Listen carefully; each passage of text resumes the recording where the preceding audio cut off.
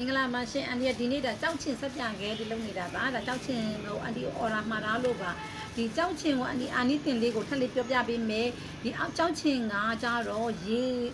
စိုးတွေကိုရေတန့်ဖြစ်စေပါတယ်ဒီကြောက်ချင်လေးထည့်လုပ်ထားတဲ့အတွက်ဒီကြောက်ချင်ကဘက်တီးရီးယားတွေကိုလည်းတေးစေပါတယ်အနံ့ဆိုးတွေကိုလည်းခန္ဓာကိုယ်အနံ့ဆိုးတွေလည်းပျောက်စေပါတယ်ရှင်ဒါကြောင့် main ကလေးတွေအနေနဲ့ပေါ့နော်ဒီဂျိုင်းတို့ပေါင်တို့ဆိုမှဒီအနံ့ဆိုးတွေရှိတယ်ဆိုဒီကြောက်ချင်စက်တာလေးသုံးချင်းအဖြစ်လဲဒါအနံ့ဆိုးတွေတက်တာပျောက်ကင်းစေပါတယ်နောက်တစ်ခုကကြောက်ချင်ကမျက်နှာအဆူဓာတ်ကိုလည်းထိန်းပေးပါတယ်ဒါကြောင့်မို့ကြောက်ချင်နဲ့ဒီစက်ပြခဲလေးကိုသုံးချင်းပြည့်ဒီလို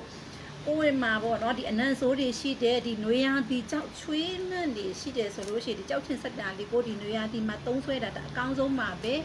နောက်တစ်ခါဆက်ပြခဲကကြတော့လေကိုနဲ့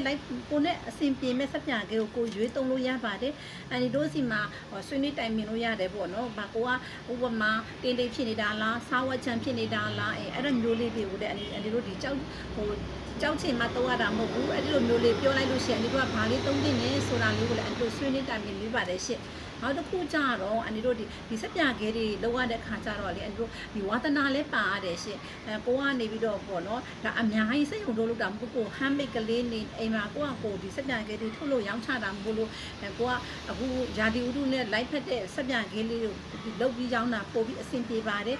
ကိုကသူများစက်ပြခဲရောင်းတာမို့လို့အဆင်ပြေတယ်ကိုလည်းစက်ပြခဲရောင်းရင်အဆင်ပြေမလားဆိုတော့မဟုတ်ပါဘူးဒီဝါသနာအရာပေါ့နော်ဝါသနာနဲ့ဒါလိုမျိုးလေးလုတ်ချင်တဲ့စိတ်ကလေးရှိမှဒါတွေကဒါအဆင်ပြေအောင်မြင်တာပါရှင့်ဒါအခုဒီကြောက်ရှင်ဆက်ပြခဲလေးသူများဒီမှာအော်ရာမှာဟာအခက်နဲ့ဆယ်တာဒီနေ့သူတို့လာယူမယ်ကြောက်ရှင်ဆက်ပြလေးလုံးပေးနေတာပါဒါကတော့နွေရာသီမှာအဆင်ပြေတဲ့ချွေးနှံ့ဆိုးတွေအရန်ပူလိုက်တဲ့အချိန်ဒီမှာဆိုပို့ပြီးအဆင်ပြေပါတယ်ရှင့်ဒါကြောက်ရှင်ဆက်ပြနွေရာသီမှာဆိုရင်တမာဆက်ပြကြောက်ရှင်ဆက်ပြတမာဆိုရင်လေဒါဘယ်အတွက်သုံးတာလဲဆိုဒီရားတာပေါ့မိတ်ဖူတွေပိုင်းထားတဲ့လူတွေအတွက်လည်းတမားရားတတာတယ်ဒီတမားမှာလည်းဒီဘက်တီးရီးယားတွေတင်းနေနိုင်တယ်ဒီကြောက်ချင်တွေမှာလည်းဒီဘက်တီးရီးယားပိုးတွေတင်းစေနိုင်ပါတယ်ရှင့်အကြောင်းပေါ့အကျိုးဒီကြောက်ချင်ဆက်ပြလေးကိုနေရာဒီအတွက်အသင့်တော်ဆုံးပါရှင့်ကျေးဇူးတင်ပါတယ်